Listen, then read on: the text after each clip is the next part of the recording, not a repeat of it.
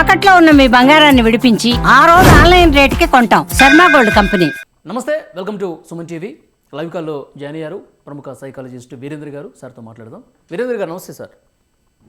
నమస్తే వీరేంద్ర గారు, తెలుగు రాష్ట్రాల్లో సంచలనమైనది ఒక case. Software engineer Vijayashanti Reddy తన ఇద్దరు పిల్లల్ని కూడా తీసుకెళ్లి చర్లపల్లి రైల్వే ట్రాక్ దగ్గర గూడ్స్ రైలు కింద పడి ఆత్మహత్య చేసుకున్నటువంటి పరిస్థితి ఉంది. అంటే ఒక్కసారిగా అందరం కూడా షాక్ అయిపోయాం సార్. ఇద్దరు పిల్లలు హాస్టల్లో ఉన్న వాళ్ళని పనిమాల ఏదో పనుందని చెప్పి పిలుచుకొని వచ్చి అర్ధరాత్రి వరకు ఆ ప్లాట్ఫామ్ మీద తిరుగుతూ వాళ్ళు ఆత్మహత్య చేసుకున్నారు. అసలు ఎందుకు ఇలా చేశారు? వెల్ సెటిల్డ్ ఫ్యామిలీ, మంచి హ్యాండ్సమ్ శాలరీ వస్తుంది, కుటుంబంలో ఎలాంటి గొడవలు లేవని చెప్పి చెప్తూ ఉన్నారు. పోలీసులు ఇంతవరకు అసలు ఎందుకు జరిగిందో కూడా కనిపెట్టాలనేటువంటి సిచ్యువేషన్ ఉంది. మీరు ఒక సైకాలజిస్ట్గా ఎట్లా చూస్తారు సార్? తల్లి తన ఇద్దరు బిడ్డలను కూడా తీసుకెళ్ళి ఈ విధంగా చేసిందంటే ఆమె మానసిక స్థితి ఏంటి, ఎలా చెప్తారు? అంటే ఇప్పుడు మనం ఈ విషయంలో మనం అర్థం చేసుకోవాల్సింది ఏంటంటే, కుటుంబం ఉంది, సంపాదన ఉంది, అయినా సరే ఆత్మహత్య చేసుకుంది. సో మనం ఆత్మహత్యను ఎట్లా చూడాలి? ఆత్మహత్యను మనం ఎట్లా చూస్తామంటే 3 కోణాల నుంచి చూడాల్సి వస్తుంది. బిఎస్పి అంటాం, అంటే బయాలజికల్, సోషలాజికల్ అండ్ సైకలాజికల్. ఈ 3 అంశాలను ఆ వ్యక్తిని ఏ రకంగా ప్రభావితం చేస్తున్నాయి.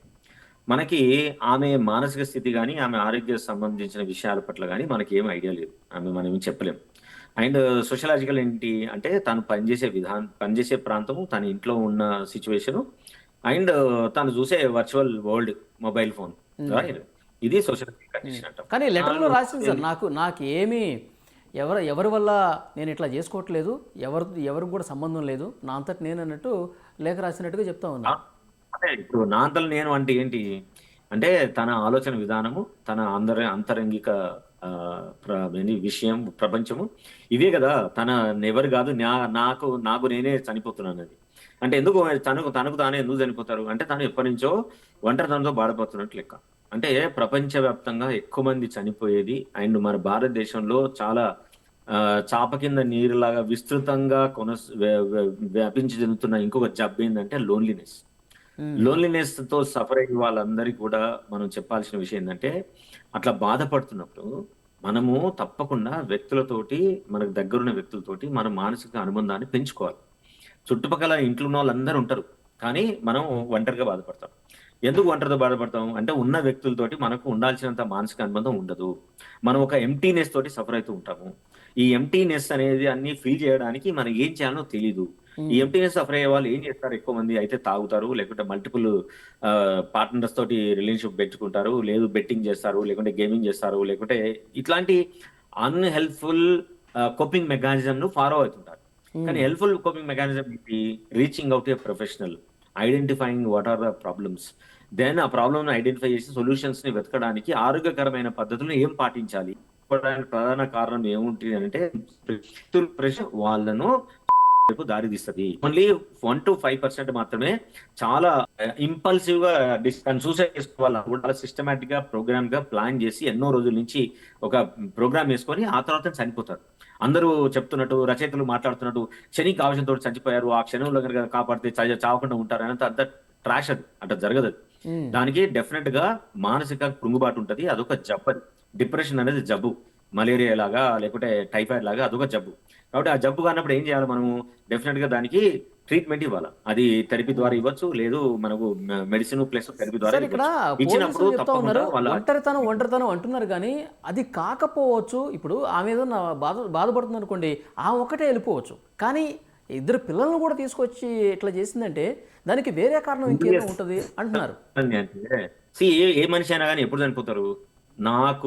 నేను నమ్మే మనుషులు, నా చుట్టుపక్కల వాళ్ళు నాకు ఇవ్వాల్సినంత భరోసాను ఇవ్వటం లేదు, నాకు కావాల్సినంత భరోసా నాకు రావటం లేదు అనుకున్నప్పుడు ఈ సమాజం అంతా డిస్కనెక్ట్ అయిపోతుంది. That is number 1. నెంబర్ 2, మీరు చూడండి, తల్లులు ఎప్పుడు చనిపోయినా సరే పిల్లల్ని చంపి చచ్చిపోతారు మెజారిటీ ఆఫ్ ది కేసెస్. ఎందుకు? పిల్లలు ఏం తప్పు చేశారు? పిల్లలు తప్పు చేయలేదు. కానీ తల్లి తను ఏం ఫీల్ అవుతుందంటే, నేనే ఎంతో ఒంటరితనంతో బాధపడుతున్నాను, ఆమె జీవితంలో జరిగింది కావచ్చు, ఇంకెవరైనా జీవితంలో జరిగింది విషయాలు కావచ్చు, నేను చనిపోతే నాకు జరిగిన ఇవన్నీ కూడా మన పిల్లలు కూడా మళ్ళీ ఒంటరితనంతో బాధపడి చివరికి నా పరిస్థితి వస్తుంది. నాకెవరు ఈ సమాజంలో ఉన్నారు అనే భావన నాకు కలిగించలేదు, రేపు నా పిల్లలకు ఇదే భావన కలుగుతుంది.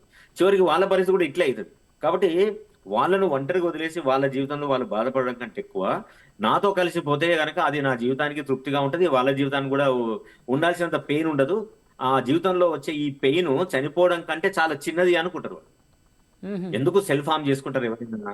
తనలో ఉన్న బాధ ఈ చనిపోవడం వల్ల తగ్గుతుందని చచ్చిపోతారు, కానీ చచ్చిపోవాలని చచ్చిపోరు. రైట్.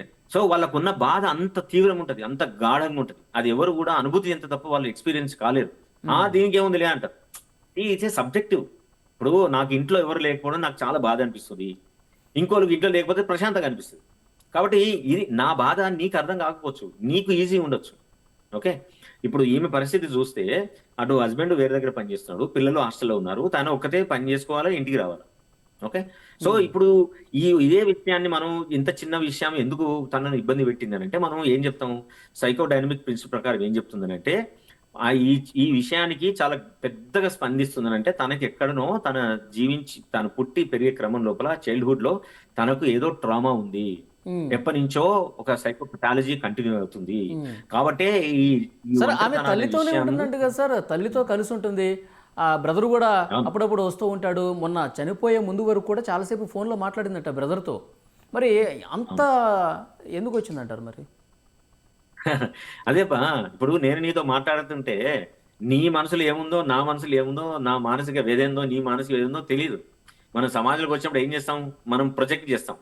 అందుకే మనం ఏమంటాం? పర్సనాలిటీ అంటాం. పర్సనాలిటీ అంటే పర్సోనా అంటే ఏంది? మాస్క్. అంటే ఈ మాస్క్ తొడుక్కొని మన సమాజంలోకి వస్తాం. మాస్క్ తీసేస్తే కదా లోపల ఏముందో తెలిసేది. నా ముఖం నీకు చూపిస్తున్నా అంటే నిజమైన ముఖం కాదు అది. నాకు అనిపించిన ముఖం, నువ్వు చూడాలనుకున్న ముఖాన్ని నేను చూపిస్తా.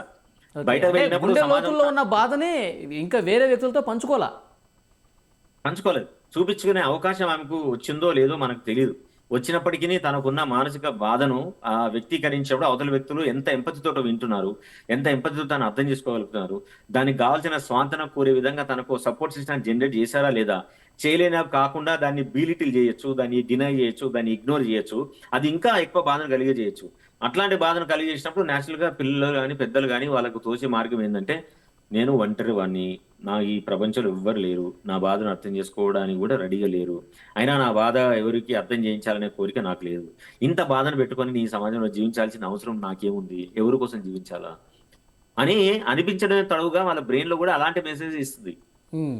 డిప్రెషన్ లో ఉన్న వాళ్ళ బ్రెయిన్ ఎట్లా పనిచేస్తుంది అంటే ఎవ్రీ స్టెప్ వాళ్ళను దిగజారి దిగజారి ఆఖరికి పోయి చావడమే బెస్ట్ అనే భావన కలిగిస్తుంది. మ్మ్. నేనేం పని చేసినా ఫెయిల్యూరు, కాబట్టి ఈ ఫెయిల్యూర్తో నేను జీవించలేను, నాకు తెలివితేటలు లేవు, నేనేం పని చేసినా కూడా అక్కడి నుంచి నాకు క్రిటిసిజం వస్తుంది, ఈ క్రిటిసిజాన్ని భరించి నిలబడేంత శక్తి నాకు లేదు, నన్ను క్రిటిసిజం చేయడానికి ఉండరు, కాబట్టి ఈ క్రిటిసిజం తోటి నేను ఎన్ని రోజులు బతకాలి, నేను ఎందుకోసం జీవించాలి, జీవించడం వేస్ట్, ఎందుకంటే నేను వేస్ట్ ఫెలోని, సో వేస్ట్ ఫెలోలు ఈ సమాజంలో జీవించడానికి అర్హులు లేరు అని ఇవన్నీ మనకు ఎప్పటి నుంచో వింటున్న సూత్రాలన్నీ మనకు చెప్తాయి.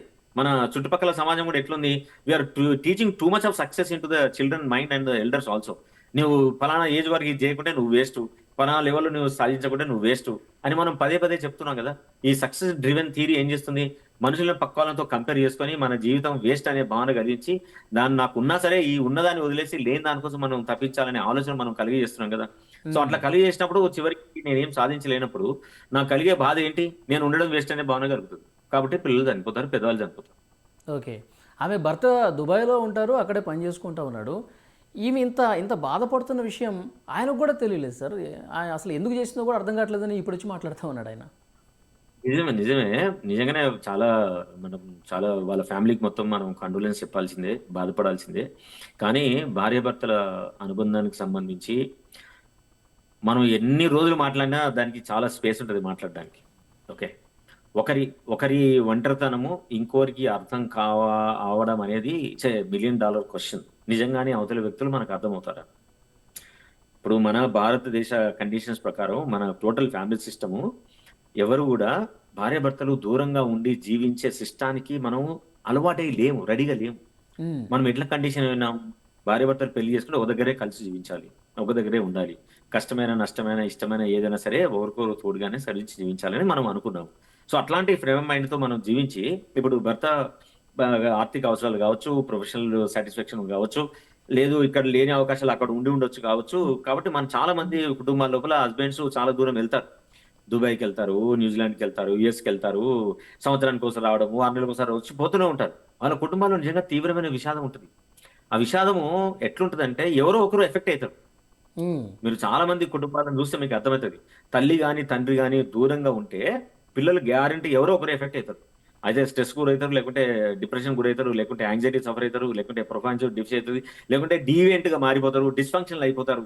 వీళ్ళు చాలా ప్రేమతో ఉండొచ్చు గాక, ఉమ్, కానీ ఈ ఎడబాటు అనే దాన్ని ఎట్లా హ్యాండిల్ చేయాలి అని అర్థం చేసుకునే స్థాయి తల్లిదండ్రులకు కూడా ఉండదు. ఎందుకంటే ఇప్పుడున్న సమాజం పెట్టే ఒత్తిడి మనను వెనక తొలగి చూడకుండా పరుగెత్తడమే మనకు నేర్పిస్తుంది. ఉమ్. మనం ఎక్కడ వెనక చూస్తే మనం ఒక క్షణపాటు వెనకబడిపోతాం అనే బాధతోటి మనం in change of something we keep on running. In the process of that we're losing our mental health, we're losing our physical health, Okay. We're losing our financial health, we're losing our relationship health also. Yeah, చాలా బాగా చెప్పారు sir. Thank you very much Virendra గారు. Thank you.